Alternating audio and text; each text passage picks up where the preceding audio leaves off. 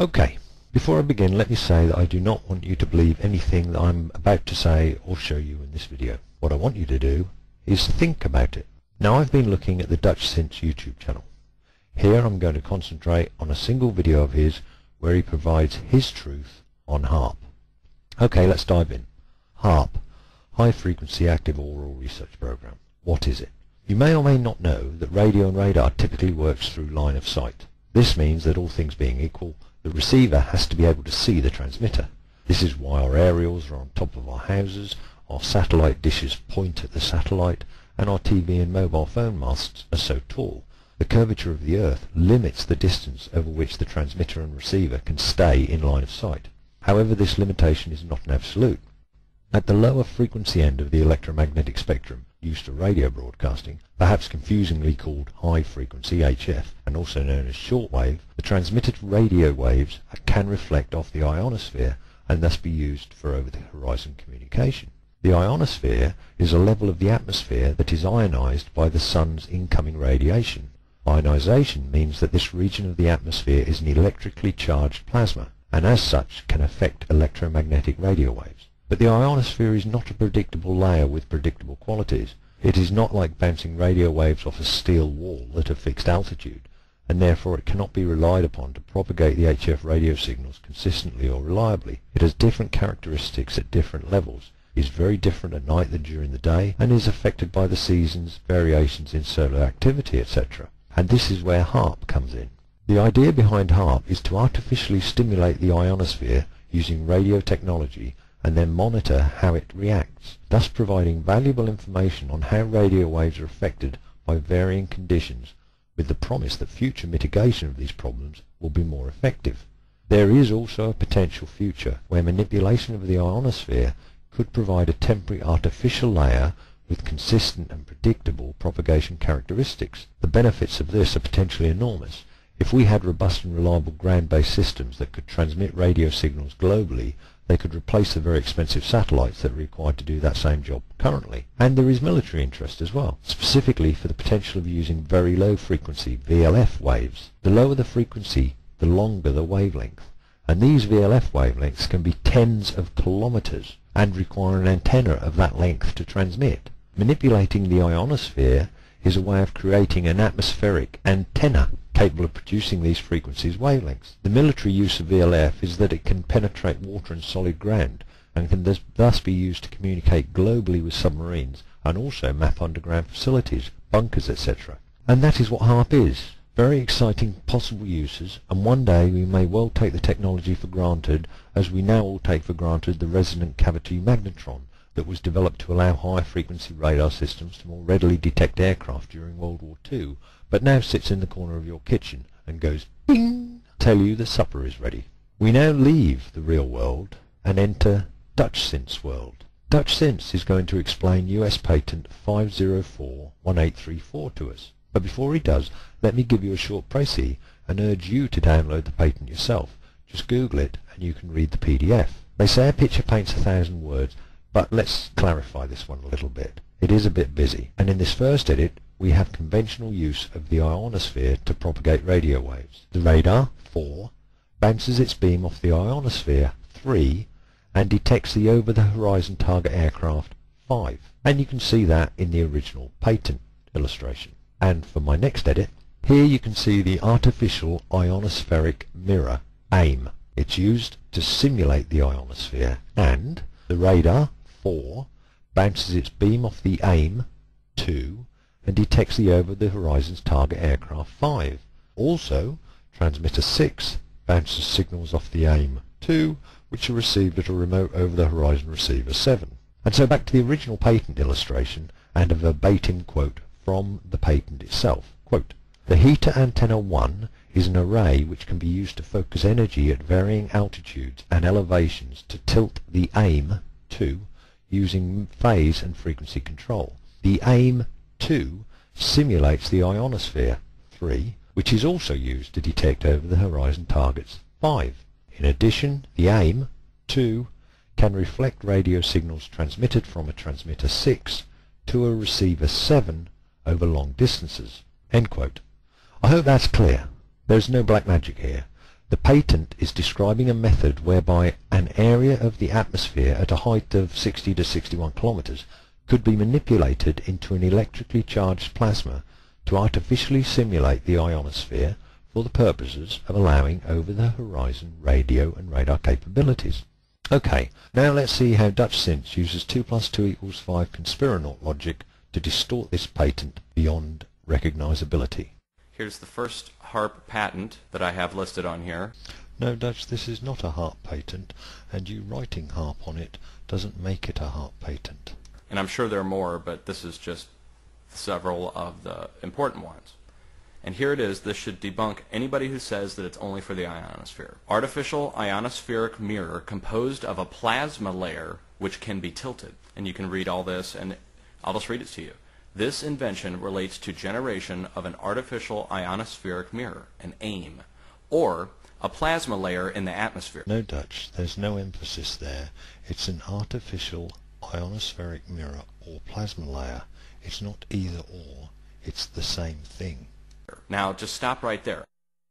A plasma layer in the atmosphere. Okay, and there is no plasma layer in the atmosphere. It has to be created.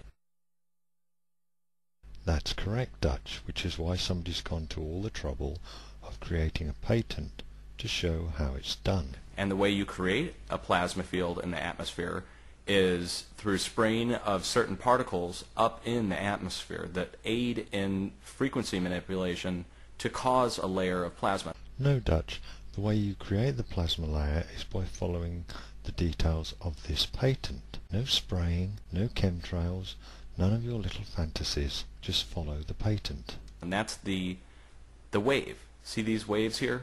I see a wavy line, Dutch, and those of us that have read the patent know that it's there to represent the ionosphere.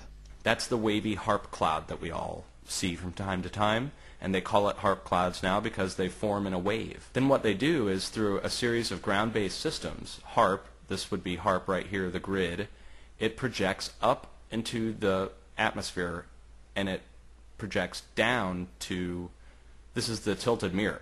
So they create this with spraying. They're able to create a tiltable mirror. They're spraying up there at the wavy line, which is creating a tilted mirror down what? Try reading the patent and it'll all become clear. Depending on which way they manipulate it with frequency to reflect down to a house. No, not a house, Dutch. That's the transmitter station, as detailed in the patent, which we have read. Or to another dish. No, not to another dish, Dutch. That's your bog standard target acquisition radar, as per the patent. That reflects higher up into the cloud itself, back down to planes which are flying beneath. No, Dutch. You're simply making it up as you go along now, based on pretty pictures, without having taken any time at all to read the detailed description of what those pictures mean. Okay, so let's go on. The AIM is used like the ionosphere to reflect RF energy over great distances. A tiltable AIM is created by a heater antenna controlled in phase and frequency. The heater antenna is the ground-based system. No, Dutch. The heater antenna is the heater antenna. What you're pointing at is a target acquisition radar. The dish, the HAARP ring that we're seeing. And they're launching it from HAARP or from other facilities. It comes back down to the ground-based system that then relays it on. And so we're seeing these relay systems pop up from time to time at different cities and different spots. They've apparently put them at NEXRAD sites. Utter nonsense. NEXRAD is weather radar. It has absolutely nothing whatsoever to do with HAARP and absolutely nothing whatsoever to do with this system. Let me continue on. The heater antenna phase shift scans a beam to paint a plasma layer. In other words, it scans out a beam, and we see the beams in what several of the HAARP researchers call beam attacks. HAARP researchers sounds like a misnomer. Beam attacks? What's this, Star Trek? And it's not actually an attack now, I think we can determine. It's actually part of the same system. Frequency is changed to refocus at continually higher altitudes to tilt the plasma layer. Okay, and that explains our concentric rings inside of each other. As they go up, they change frequency, and it goes basically through the spectrum. What does that even mean, Dutch? You're just throwing words out randomly. Now, okay, that's this patent here, and they've got a couple diagrams, how it's the control module, focus points, that kind of stuff. But I want to take you back now and take you one patent down. Is it still part of this first one? Maybe it is. Ah, okay, it is. It's in the first patent still. Great. Okay, see this here? See this square and how it's being projected down from 22? No, Dutch. I see how the square is projecting up to point 22, as per the patent, and I quote, "Simulation shows that when an array 20 is focused at a point 22, electrical field power peaks at the focal point." End quote. See if they have 22 labeled on here. They don't have 22 labeled on here. So there is pages missing, of course. They're probably classified. No, Dutch, there are no pages missing and nothing is classified. You just have to read the patent. I just quoted from it, telling you about 22. But this is supposed to be the atmosphere up here. This is a point of reflection down here. No, Dutch, you have it completely arse about face. I shall quote from the patent. Figure 6 illustrates creation of a non-inclined AIM layer. The heater array 30 is first focused at point 31. Okay? And look what it projects down into, a square. Here's the wavy clouds up above. This represents the different waves in the clouds, the HAARP cloud. And look what it does. They reflect it down in a tiltable mirror, and it comes down to the ground in a square fashion. They show it here multiple points, like a staircase or a sawtooth pattern. No, Dutch. If you read the description of this illustration, you will show that it's indicating how a stepped and therefore angled aim is projected by progressive sweeps from the heater array. And then multiple squares down below. XYZ axis, of course. Axis. And you can see it. It's right here in a diagram. A diagram which is of no use to you, Dutch, because you neither understand it nor can be bothered to read the description of it, which is available in this patent. How they project a tiltable mirror to reflect a HAARP frequency, which is broadcast from a square station. The square station comes up, bounces back down to the ground, where it's picked up by a receiving station, the circular station, and then relayed on. No, Dutch, you're now talking complete and utter gibberish. There's nothing I can comment on because nothing you're stating has any relevance or is based on anything within this patent or within reality. So that explains why we see a square overlay on top of a round ring return. No, Dutch. The square overlay is missing data on a weather map. The round ring return is either radar anomalies, transcription anomalies, or rendering anomalies on weather projections. And none of that has anything at all to do with AIM, which is being discussed in this patent. They're beaming it down to the round receiver. The round receiver is sitting there like a catcher's mitt, waiting to catch this square frequency to relay it on. So anyways, there's a lot of good reading over here. You can just poke through these patents. There's all kinds of different stuff. I think we'll leave it there. Dutch is right, there is a lot of interesting reading there if this is an area that interests you, although it's very evident from this that either he never read it or is deliberately distorting it, and equally evident that his disciples choose not to read it. I think I've done all I can on this video. All his other videos are based on this ridiculous idea about HAARP rings, scalar squares, etc. If this hasn't debunked it for you, I don't know what else I can do. Thanks for watching. Bye.